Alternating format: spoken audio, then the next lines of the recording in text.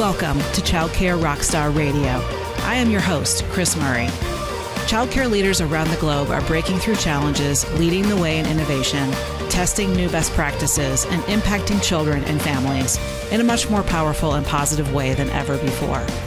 Each week, join me for interviews with early childhood leaders and experts that will leave you inspired to become the next childcare rockstar.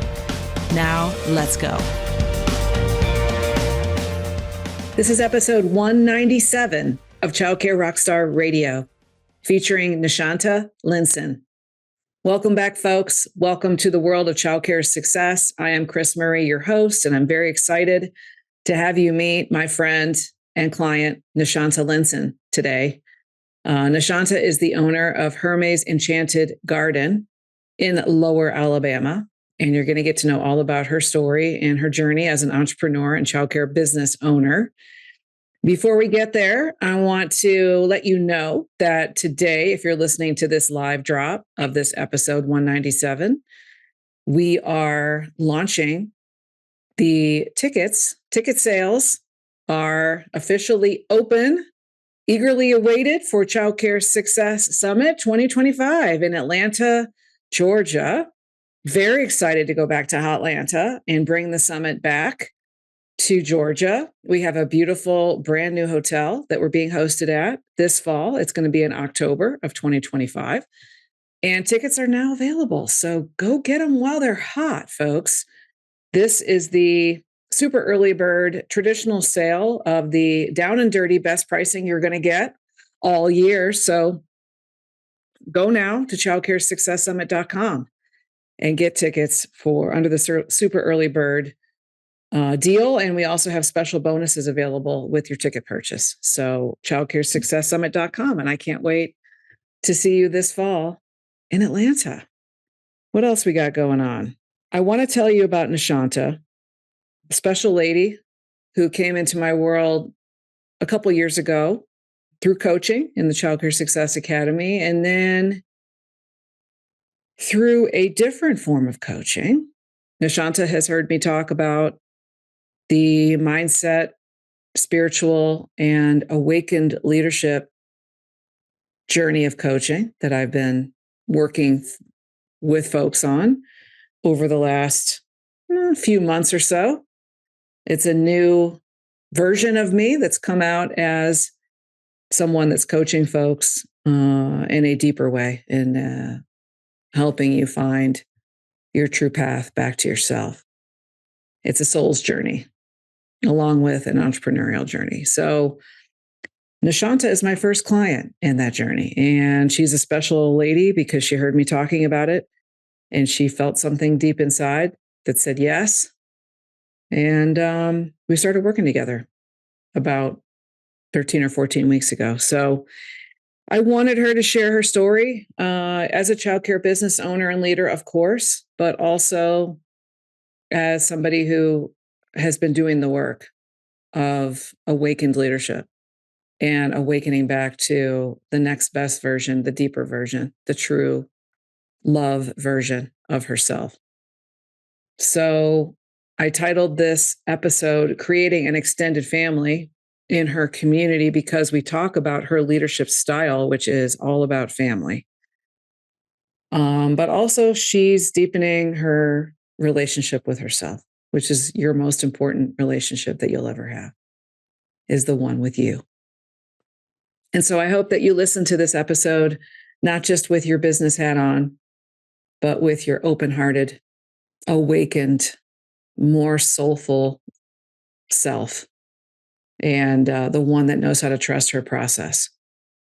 And take a deep dive with me in this episode, learning about Neshanta, her home life, and what sets her brand apart, and how her mindset has changed over the last couple of years, awakening to her real, true self, the infinite version of her. Keys to effective leadership, and to talk a little bit about the Energy Bus, which is a must-beloved must-read resource in this group. Lots of folks on the podcast talk about the Energy Bus, so pick that up if you haven't. And yeah, just what is so yummy and juicy that's helping Neshanta go to the next level of her. And so we are 3 episodes away from 200. And we are on the countdown to episode 200 here on this podcast. And I'm excited for that. I wanted to give you a little sneak peek. We have a special guest lined up. I've actually already done the interview for episode 200, and our guest for that one is Mr. Vernon Mason. So, a very beloved and well-known speaker, dare I say celebrity in the early childhood space, someone who built a large brand of multiple locations from his mother starting the business. So he's been in it his whole life.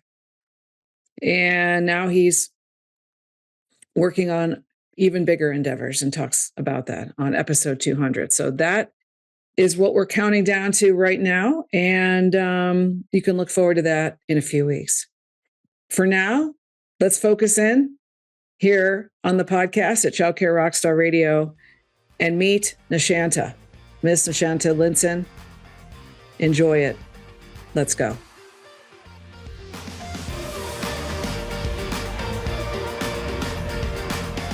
Hey, folks, welcome back.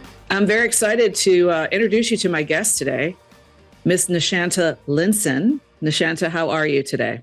Hi, how are you? I'm doing well. Good. Well. Where are you right now?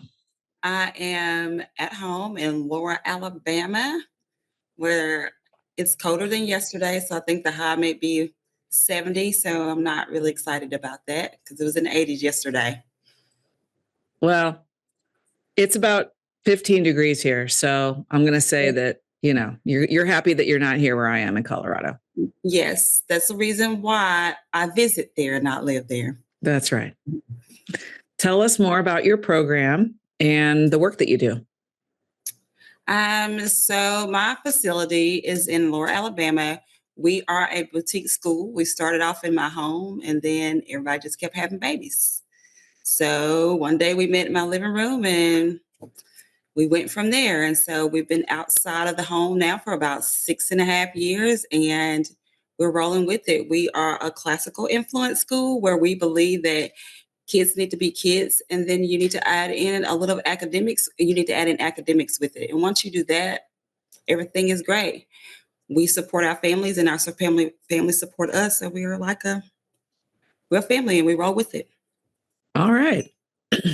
And what is the size of your school? What's your capacity?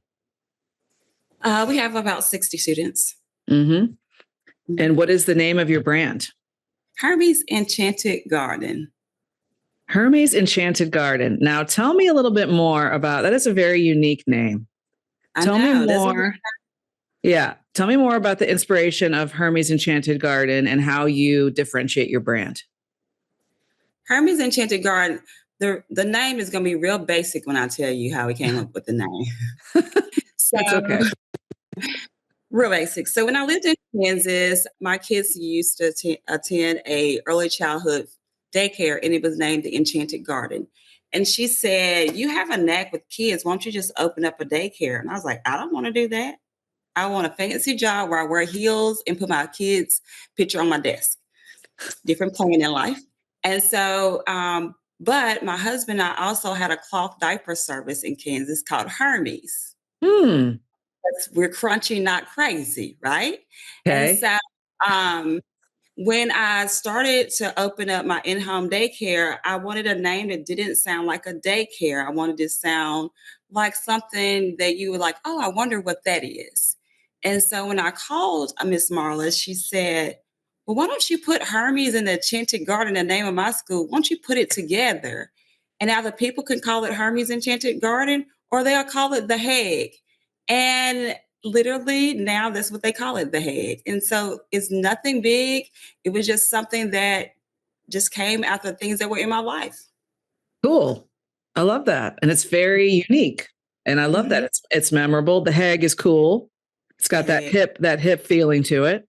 The hip feeling. Yeah. Trying to stay fresh. All right. How many employees do you have? We have a total of about 17 employees. Okay. And how would you describe your culture at the preschool? I would say our culture is laid back, but structure and firm.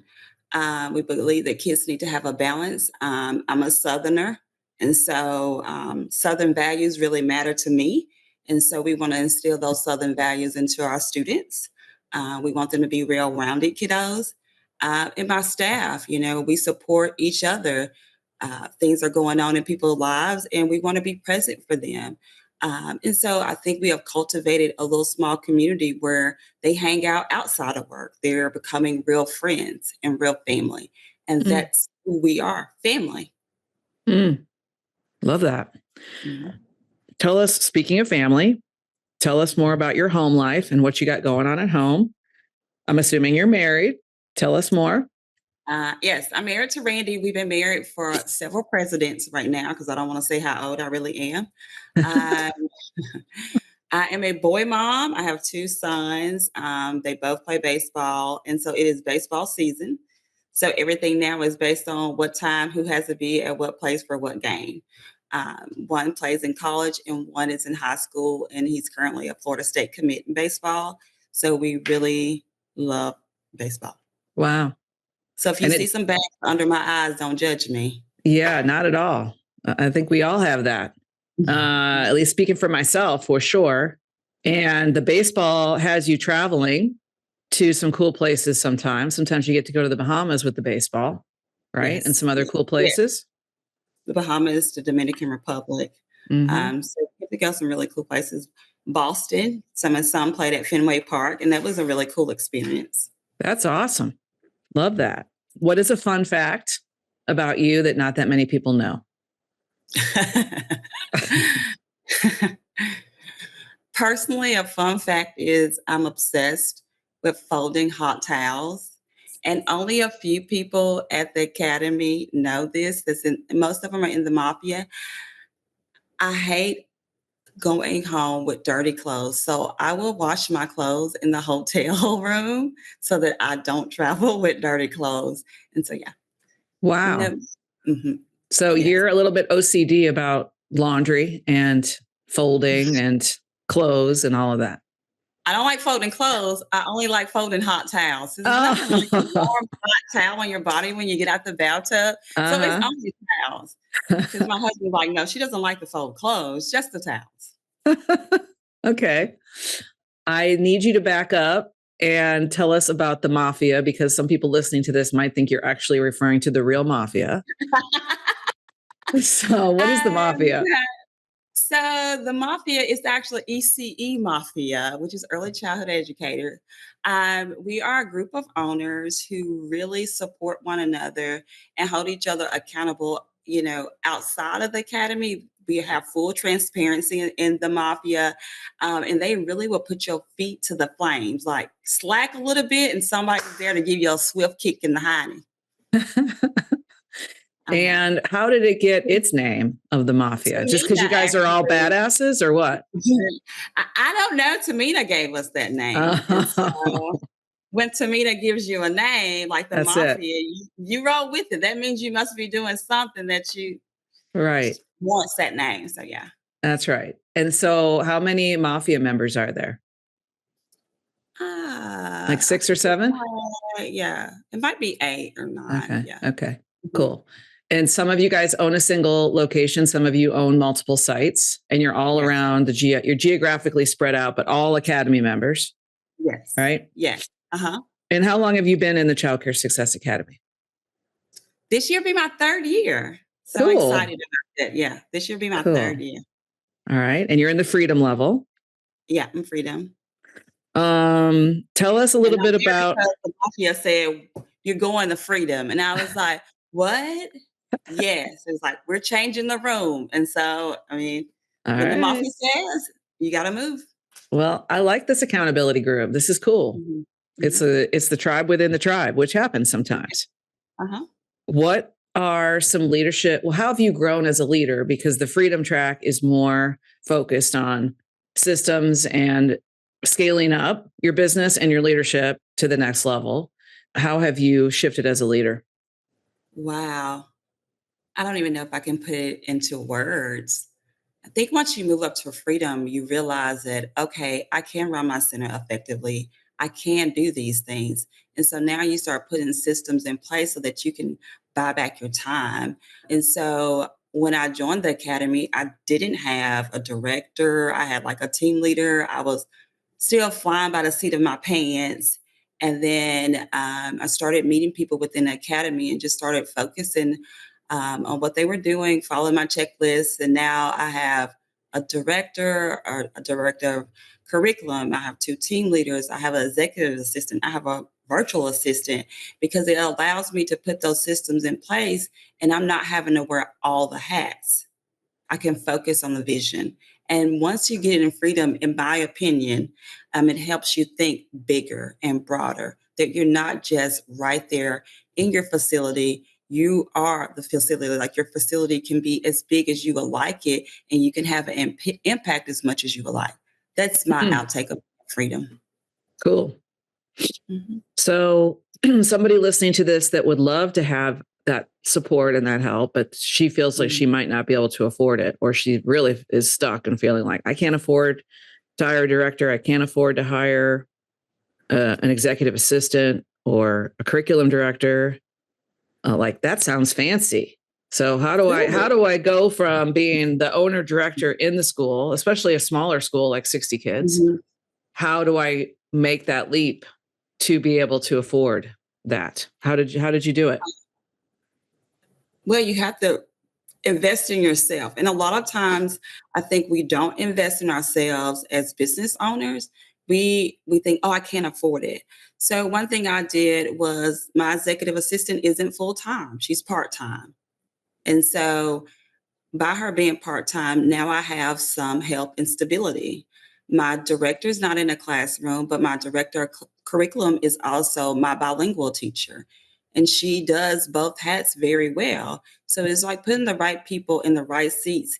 And people love to give more, especially if that's their gift. And so that's how I had to think outside the box. Because at first I was looking at people and I saw they had enrollment specials and all these things. And I was like, I don't know if I can afford that. I don't know if I can do that. But I had to stop and think outside the box and figure it out. Hmm. Mhm. Cool. I love that.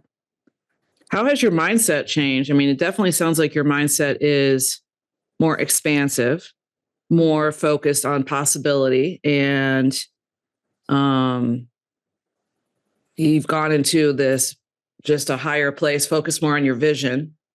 So I can feel that in you. But how would you describe how your mindset has changed before, like, so from 4 years ago? Let's just say take it back to 2021 compared to now. I've always been a bit driven, and nobody can tell me no if I believe that that's where I'm supposed to be. So 4 years ago, 4 years ago, I just got into my center that we're in now, and I was beaten down that year. And when I say beaten down, I was like, I caught COVID, strep, and flu at the same time. I was home with no medicine. My Mm, husband looked at me in the eyes and said, "Please don't die on me." I didn't work for almost 3 weeks. And so my team was just like, get better. And I was like, I'm coming, I'm coming. And that's when life for me changed. Also, I lost my father unexpectedly at the beginning of the year. I had to abruptly move out my house and buy a new house. The bank called me a money launderer because I was a small business owner. And so with so many things that were going on in 2021, mm, I was broken. I was down and I almost was thinking about giving up. Well, maybe this isn't for me. But every time I walk in that center and I saw those kids and those faces and I see their parents, I know they depend on me to make better decisions. So I started working with a smaller accountability group, and they helped me to stop running the facility like it was a home daycare. And then in 2022, I lucked up, fell into the academy because I didn't even know who Kris Murray was. I didn't. I came because everybody was talking about the summit. So I literally thought the academy was called the summit, right. and Lisa Nichols was there. And so that's when I Hmm. just came in to the academy and boom, I just started, doing the work. And a lot of times people they want the results, but they forget you have to do the work. Last year, after I left Summit, I was pumped, but I knew I was missing something and I needed a change. And then you and I started working together, and that really changed everything for me, even more so because I worked on that mindset coaching and Mhm. realizing some of the mistakes I were making was affecting my business. And so I had to get that in check. Well, I'm really glad that you found the summit and came because you wanted to hear Lisa Nichols, which I will give Lisa Nichols a huge shout out. I feel like she brought the house down that day in Nashville and the crowd was going nuts. Yes. My God, it was amazing. Ooh, It was something yes. to behold. It really, really was. So shout out to Lisa. Love her. Hey, Lisa. Thank you, Lisa. You changed my life with the summit, aka the Yeah. academy. Mhm. Yeah. Yeah. Yeah. Yeah. And she's been on the podcast. So I love all of that. And that you said yes to your feeling, to your calling. Talk a little bit about, since you did mention working with me separate from the academy, Neshanta is working with me on her mindset in terms of just more of a spiritual path. I'll say more an awakening to yourself, to the real you as an awakened leader. And so talk a little bit about how that has impacted you a little bit more, just a little bit more detail about an insight that you've gained from that journey. Um, I'm trying to capture it in words because the main thing I can say is, whoa, like working on WTF, when I started it, I did feel like, what the shenanigans is going on in my life? And now I understand that the wisdom, the truth, the freedom, understanding how to put my ego in check Yeah. and realize that if I'm looking for acceptance, approval, and these other things, then am I being the best version of myself? And I wasn't. And I could Mm. see those mistakes I were making in my life and in my school. And so when we started working through that, I realized real love just is, and being authentic, which is something that I do professionally, being authentic is a way to be. And a lot of times that ego gets in the way of that. And so you have to check yourself in the roles that you play in your shenanigans when that ego comes to play. And then Mhm. just realize that life just is. And you have to realize life is about duality, but you want to be balanced. I mean, I know in the work we do, we talk about it being an empty cup, but I came to you saying, I want to be lukewarm because my husband says I'm either hot or cold and I want to be lukewarm. And you was like, let's start with this empty cup. And once I realized being lukewarm, I'm not too high, I'm not too low, I just am. And I have to deal Mhm. with the isness, as you would say, of it all. Mhm. Cool. Thanks Mhm. for sharing that. And it's been awesome working with you on Mhm. this journey, this part of coming back to the real you, or coming back to a place where you're just neutral. You're not Mhm. triggered, you're not up, you're not down, you're just in that neutrality, or just like I call it, sometimes it's like just for a blissful feeling, like happy for no reason, or just blissed out and present. It's really Yes, a journey of presence. So I love that. Thank you for sharing that. of course. And with regard to your parents, you are a servant leader. Yes. You love helping parents. You love being of service. Wow. Mhm. And so talk a little bit more about that. How does that tap into your heart? How does that why is that such a powerful thing for you, or part of your unique brilliance is that helping parents piece? Just talk more about that. Well, I'm formerly and currently a homeschooling mom. So I homeschooled my children until they went to middle school. And I knew that when I put them in school, one thing as a parent you need is peace of mind.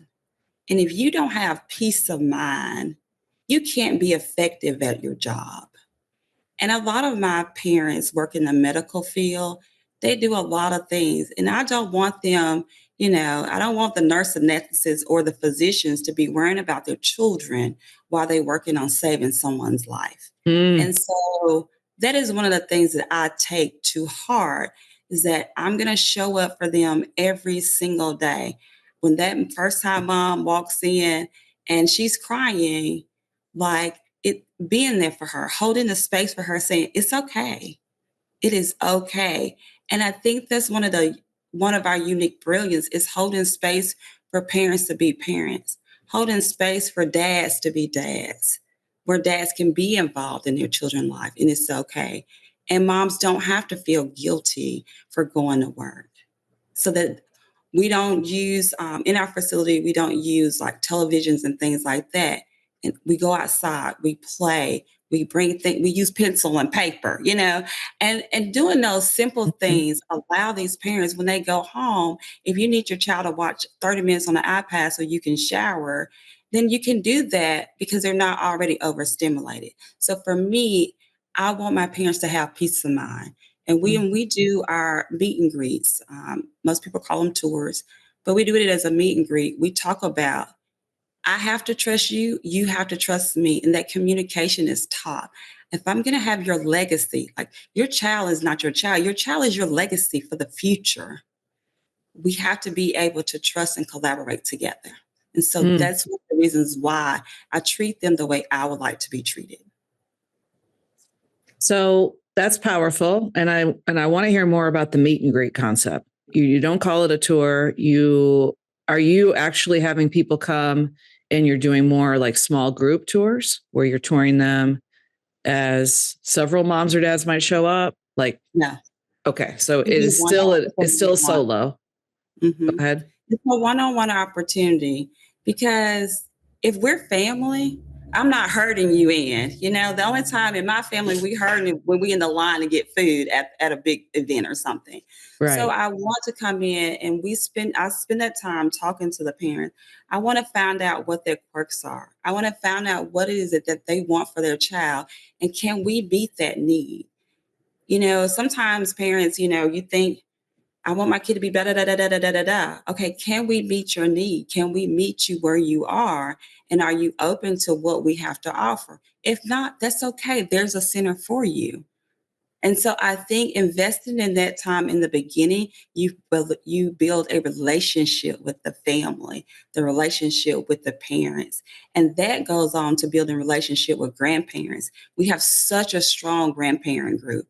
Like those grandparents, they are ride or die for sure. For not only the teachers in the school and the center, but for their own children and grandchildren. So I just really believe in that meet and greet is 101. I mean, we take 45 minutes just to have a conversation to see what it is.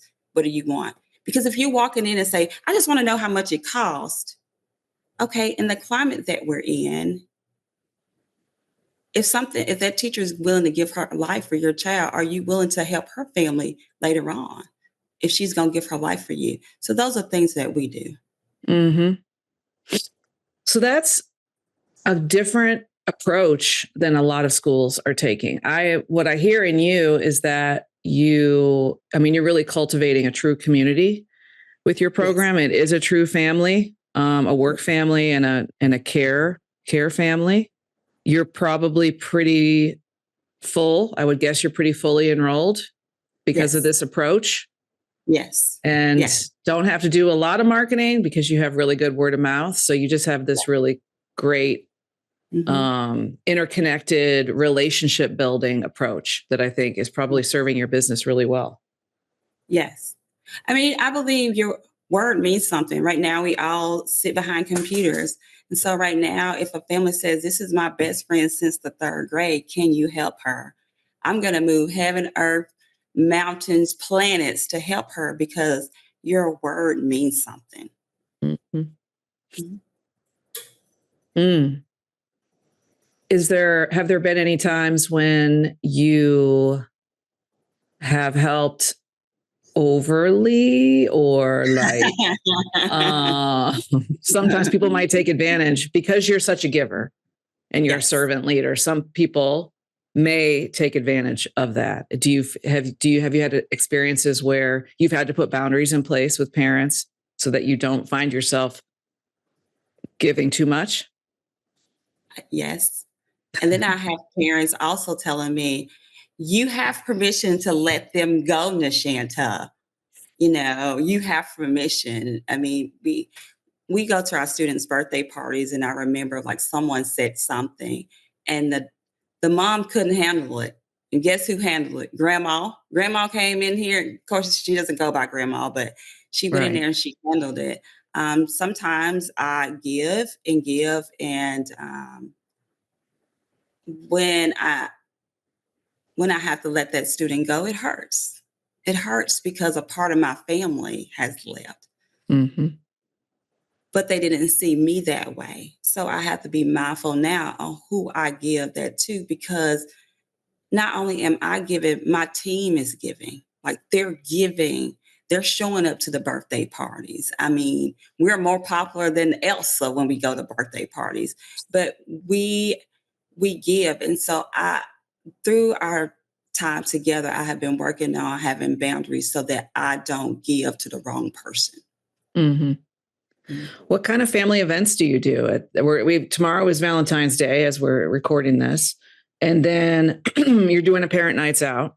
Today's parents want experiences for their child and for themselves. They want that sense of community, Mhm. even more so than parents 10 or 15 years ago. It's really driven by experiences and that extended family feeling. That's what today's parents are really, that's what's really driving enrollment right now, by the way, because we've done some studies on looking at all the clients that we have that are full and or close to full. And it's driven by experiences for children and parents and for community for that extended family experience for parents. So you're nailing it. You're nailing it 110%. So Thank you. yeah, tell us more about any kind of special family events or experiences for kids or things that you're doing, enrichments, et cetera. Um, well, we do a mom's night out. A couple moms work on getting that together, and they really enjoyed that. Sometimes I try to get to them, but if it's baseball season, of course, I'm not able to. We're gonna work on dads, but the dads got to get their life together so we can get an event or something like a golf tournament or something available for them. But I Right. just really believe when parents have that support, that in return is supporting the teacher in the classroom because the child have what their needs. So those are the two big things that we do. We have a private Facebook group where parents can chit chat, and you're not worrying about like, oh, is somebody else going to see that? No, everybody's going through the same thing. So whether they are like, hey, I have this extra stroller, who needs it? It's just that sense of Cool. community that you're there to Mhm. help one another. And that's what the private group does. We put in polls like, hey, do you guys want, X, Y, and Z? When it snowed here, Yes. and we had to wait for the Lord to melt the snow in South Alabama. It was a beautiful experience, but it did, cause me to have to peel another layer and do some work. But during that time, parents were posting the kids playing in the snow, and it was so beautiful to share that moment. And we got Yeah. to share it together because we were all at home enjoying the snow, not having hurricane snacks and not real snacks for the snow.